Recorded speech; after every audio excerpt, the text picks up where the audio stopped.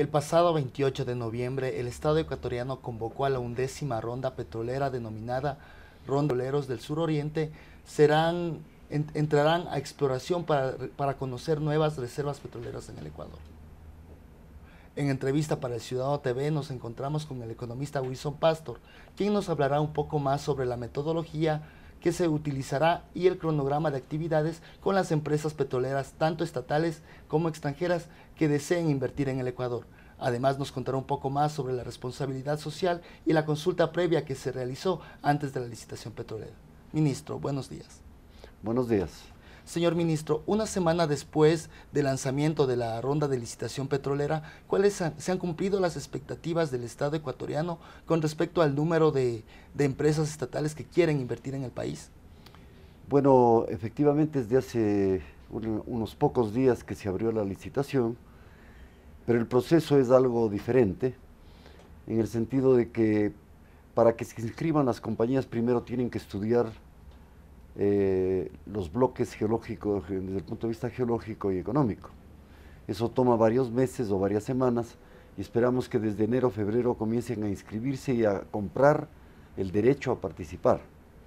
Tienen que conformar consorcios con empresas socias para poder diversificar el riesgo, de manera que por enero, finales de enero, comienzos de febrero, veremos a las compañías ya que van a participar realmente en la licitación. ¿Pero ha existido algún tipo de interés ya explícito por parte de estas empresas petroleras? Sí, hemos tenido varias decenas de compañías que han pasado lo que se llama la revisión del data room, que es donde se tiene toda la información técnica, económica y legal para que consulten las compañías, y como le digo, han pasado ya muchas compañías revisando esa información. ¿Cuál es el cronograma de actividades y en qué tiempo vence el plazo para la licitación petrolera? El cronograma se inicia con la apertura de esta ronda, que fue el 28 de noviembre, y se cierra 6 meses después, del 29 de mayo del 2013. En el intermedio tienen que las compañías preparar la oferta, estudiar geológicamente los bloques, asociarse con empresas, y eso les va a llevar unos buenos cuantos meses. Luego tienen que hacer una evaluación económica de la oferta realmente que van a presentar, lo cual les cuesta bastante dinero, entre 1 y 2 millones de dólares, y finalmente podrán presentar la oferta hasta el 30 de mayo. ¿Cuáles son estos 13 bloques petroleros que van a entrar en licitación? Los bloques petroleros son 4 que están en pie de monte, pegado a la cordillera oriental de los Andes, 9 están y sea pegados al Perú, en la frontera. Son bloques que tienen prospectividad, se han encontrado reservas y ahí el problema era la evacuación. Pero como usted sabe, hemos firmado un contrato de transporte con Perú para poder transportar el petróleo que descubramos con esta ronda de licitaciones. En estos días, varias organizaciones sociales y movimientos políticos han acusado al gobierno nacional de no haber socializado el tema de la licitación petrolera. Pues, ¿cuál es su opinión al respecto? Ya que existe un informe de la Secretaría Nacional de Hidrocarburos que dice lo contrario. Bueno, mire, aquellos que están opuestos a la actividad extractiva, sea esta minera o petrolera, no les vamos a pedir que nos digan que están de acuerdo. Ellos, por principio, sabíamos que iban siempre a hacer este tipo con propaganda negativa con relación a la consulta previa. Ellos se han autoexcluido, se han automarginado, especialmente la CONAIE. No pidamos lo que no puede dar una persona o una organización. Lo cierto es que hicimos una consulta durante 18 meses, que firmamos acuerdos y compromisos definitivos con las principales organizaciones del Oriente, que son la nacionalidad Waorani, la nacionalidad Shuar, la nacionalidad Zápara, entre otras, de manera que ellos saben, los pobladores del Oriente saben que estamos diciendo la verdad y que la CONAIE está haciendo política contra el gobierno. ¿Cuáles son los pedidos que han hecho las comunidades con respecto a la potencial exploración de los bloques petroleros y cuál es la oferta que ha hecho el gobierno nacional? Bueno, mire, en primer lugar se les ha explicado muy claramente e informadamente, con datos técnicos, el efecto que tiene la exploración en sus comunidades, o podría tener. Les hemos explicado y ellos nos han pedido que no haya apertura de carreteras, que todo sea helitransportable o por vía fluvial, y se lo va a hacer así. Sobre la base de los efectos que produce la sísmica, se han estimado los costos de compensación y remediación y se han fijado, digamos, las prioridades que tienen esos pueblos en el desarrollo económico y social. No tienen alcantarillado, no tienen agua potable, no tienen centros educativos ni de salud. Y se ha firmado convenios, como le digo, muy concretos, que van desde 5 millones de dólares en un bloque hasta 15 millones de dólares en otros, según el número de la población que hay, de manera que en esta ronda estimamos que alrededor de 100 millones de dólares serán invertidos, en primer lugar, en el desarrollo social de los pueblos, antes de que se haga el menor trabajo exploratorio. El señor presidente de la República ha indicado que no saldrá un solo dólar del oriente ecuatoriano hasta que se termine con la exclusión histórica que han sufrido los pueblos de la Amazonía. ¿Cuál es su opinión al respecto? Bueno, la verdad es que hay un cambio total de época en la explotación petrolera. Recuerde usted, hasta que no salió la ley reformatoria, la ley de hidrocarburos en julio del 2010, la Amazonía no tenía ninguna asignación de recursos originados en la explotación petrolera que salía de su zona. El presidente cambió la ley y le asignó un 12% de las utilidades brutas que genera la explotación, tanto en las privadas como en las estatales.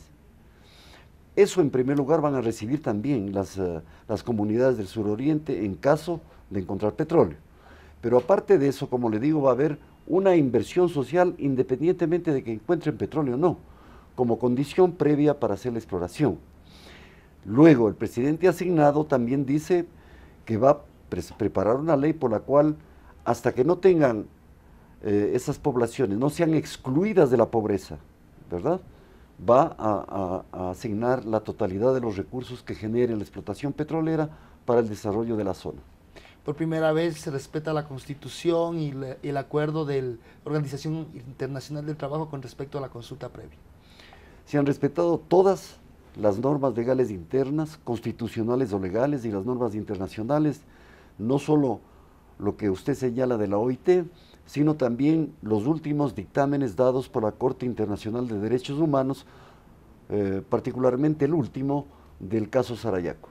Señor ministro, ya hablando sobre la parte técnica, la parte de cómo será la exploración, cómo sería la exploración de los bloques petroleros, ¿cómo se realizará esto en resumen para que los televidentes puedan estar al tanto? Bueno, para buscar petróleo que se encuentra a profundidades de 3.000 metros, 3 kilómetros o 4 o 5 kilómetros, lo que se hace es utilizar métodos indirectos para definir la forma de las rocas que están en subsuelo y donde se puede haber entrampado el petróleo. Para eso se utilizan métodos indirectos como la sísmica, en que se envían ondas sonoras que son reflejadas por las rocas.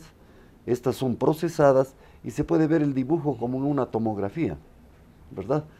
Entonces, los geólogos saben que cuando hay ciertas formas geológicas, como campanas, es donde se puede haber depositado el petróleo o acumulado. Eso se lo hace en forma indirecta. Pero la verdadera y única manera de saber si hay petróleo es perforando un pozo.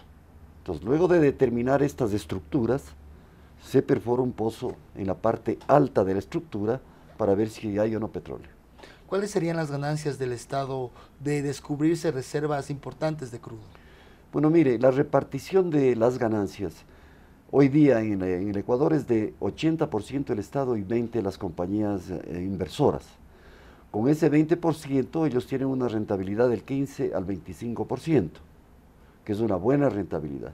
El resto lo tiene el Estado, el 80%, además de ser el dueño del 100% del petróleo que se ha extraído.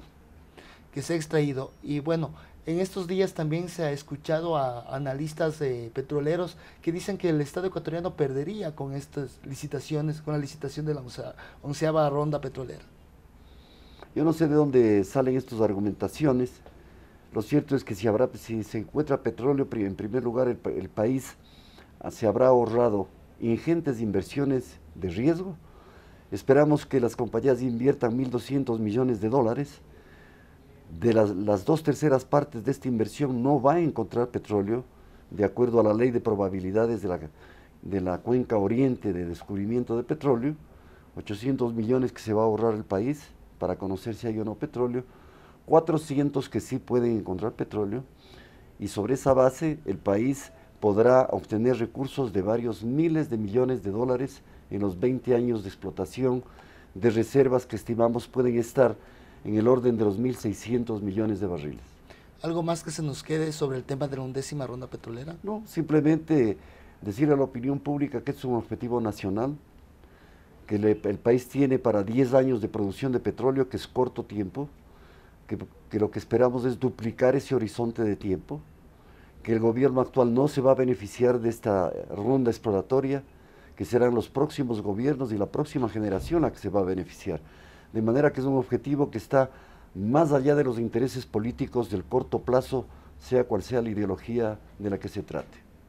En otro tema, por medio del ministerio nos hemos enterado que la empresa china Ecuacorriente invertirá 40 millones de dólares en el país. ¿A qué se deben estos 40 millones? Esto es parte de los compromisos contractuales, son las regalías anticipadas que pedimos a las compañías mineras. Y en el caso de que Ecuacorriente es la primera compañía que firmó el contrato, tienen que darnos 100 millones de dólares de regalías anticipadas. La regalía es el derecho que cobre el Estado cuando explota una mina un tercero. Por ser propietario recibe este tributo, digamos. Pero eso normalmente se lo paga en el tiempo de producción. Les pedimos a las compañías que nos den anticipadamente una parte de esas regalías para nuevamente privilegiar o priorizar el desarrollo de las comunidades con proyectos económicos y sociales. Estamos hablando de un tema netamente minero. ¿Y qué otras empresas tienen que entregar estas regalías? Bueno, anticipadas? estamos negociando con empresas como Kinross, como la empresa de Río Blanco, que ahora ha cambiado de propietario, que va a cambiar. Hay 2 proyectos estratégicos y hay 26 proyectos en carpeta que van a salir a licitación en los próximos meses y que ampliarán el horizonte también minero del país. Señor ministro, muchísimas gracias por la entrevista. A la orden. Fue el economista Wilson Pastor, ministro de Recursos Naturales No Renovables, en entrevista para El Ciudadano TV.